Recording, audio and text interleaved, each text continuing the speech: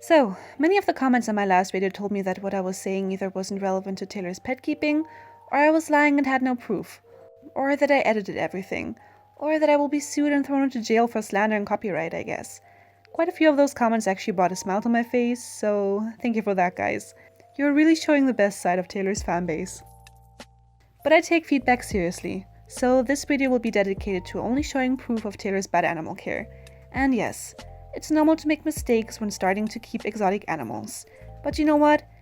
If she says that she's an animal educator and sits around at home literally all day because her full-time job is taking care of those pets, then her care needs to be better than this. And it 100% needs to be better than announcing the death of 7 pets in a month if 5 of those didn't reach even half their natural lifespan.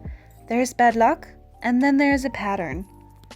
Since Taylor got 16 snakes in a year, she must be very confident in her ability to care for them, so I will mostly focus this video on those. Let's talk about her snakes enclosures. Keeping snakes in tubs is a somewhat controversial subject, and I'm not really a huge fan of them, but I can see why people would use them. Taylor uses them for almost all her snakes and downgraded quite a few of them from display cages to a tub, so she can simply have more.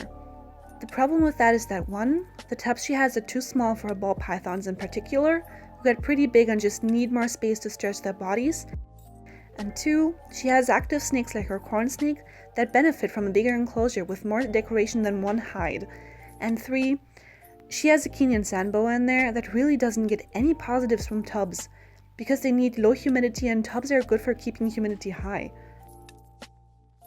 Snakes are fairly low maintenance and they don't need as much decoration as other pets, but Taylor's snake enclosures are really just sad. They're barren and small. 1 hide and 1 fake plant is not really a very mentally stimulating experience for a decently intelligent animal. In addition to all that, something about their enclosures must be off because no matter how often Taylor says that her snakes always shed in one piece, there's evidence of them having bad sheds.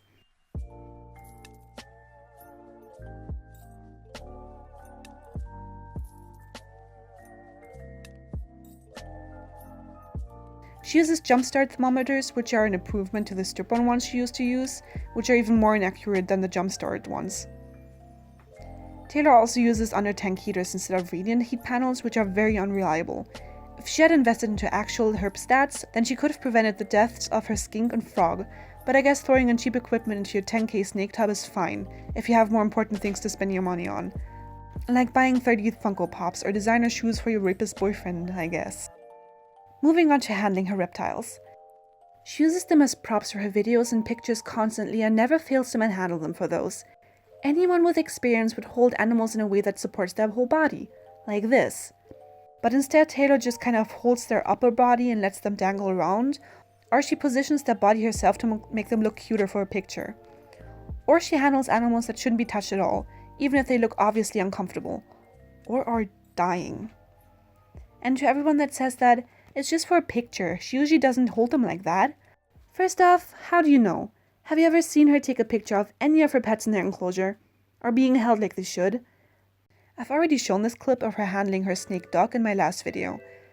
I will get more into her feeding her snakes in a bit, but she has needed to take them out of their enclosure to feed them because they have had a habit of striking her whenever she gets her hands close to them. Maui is one who is starting to show very bad cage aggression. He's the only snake I have that's doing this, but because of this, I'm gonna start trying to feed him outside of his enclosure so he stops associating my hand going in there with him eating, being fed. That doesn't happen because of cage aggression or something. That's a strong indicator that they associate her hands with food because that's the only time she interacts with them. Other than to take pictures, of course. Now, let's talk about feeding her snakes. Live feeding is awful. But I understand that if a snake is losing a dangerous amount of weight and is still refusing to feed frozen, then it is kind of the only option. Taylor must enjoy feeding live because she doesn't make a very big effort to not feed live. She has jumped the gun before and said that she will feed live, even though there was seriously no reason to, at all. I don't believe she has ever even mentioned weighing her snakes. And she has had problems with 2 of her ball pythons for a whole year. Ball pythons are notoriously bad eaters, yes, but that's if they are being kept in bad conditions, because if they are stressed, they won't eat. We have already established that Taylor's enclosures suck, So there's your reason for why they are refusing Frozen. I know a bunch of you will say it's fake, so I screen recorded searching for the most disgusting and fucked up tweet I have ever seen of her. She takes live rodents and knocks them unconscious. That's not how you live feed. That's just animal cruelty. I wonder if she does it herself, or if she asks her boyfriend to take that terrified little animal and knock it on the kitchen counter a few times for her, since he doesn't mind beating women up either. She says that she feeds all of her snakes once a week, which is too often for some of the snakes she has, as some of them should only need to eat every 2 to 3 weeks. She also feeds a weird size to most of her snakes, either too big or too small. Not knowing how to feed her pets seems to be normal for her, since she also has no clue how to feed her rats or hedgehogs. She blames the breeders for all the hedgehogs that died early, but she feeds them too much and not exactly high quality food, which causes them to be obese. Coupled with no exercise or mental stimulation and being kept in a closet, is it really surprising that they die early? Taylor also never quarantines. She acts like she does, sure. She says that she does. But she doesn't. She has moved snakes into her snake rack after just a week of keeping them separate from the others, and that's after she learned about quarantining.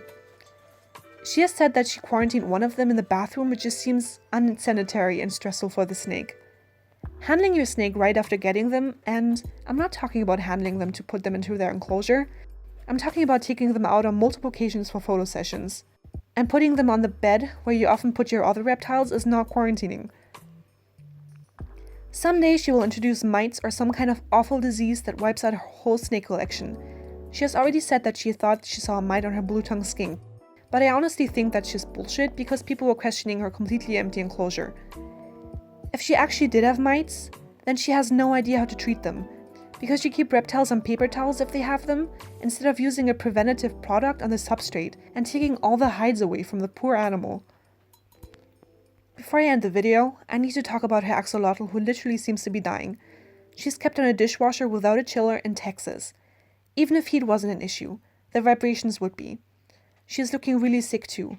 She has barely any gill feathering and some weird white spots on her face. Taylor already neglected her enough for a month to almost kill her once, and then, instead of using other kinder methods, treated her fungus infection with iodine baths, which is simply inhumane and torturous for axolotls. I think that sadly Mushi will soon join her growing number of pets that died way before their time. I'd appreciate it if you guys asked Taylor about this on Twitter or Instagram or something. It seems like if a decent number of people ask her things, she feels forced to answer them. And this is all I have to say for now. I'm really not trying to put out these videos to simply hate on someone because I'm jealous or something. I'm simply expressing what I know many other people think too, and I hope that I can reach others who might not be knowledgeable about the pets Taylor keeps and perhaps don't even know their issues. I'm sure that many other people have interesting viewpoints about this, so I'd appreciate it if you left a comment about what you think and read what other people have to say.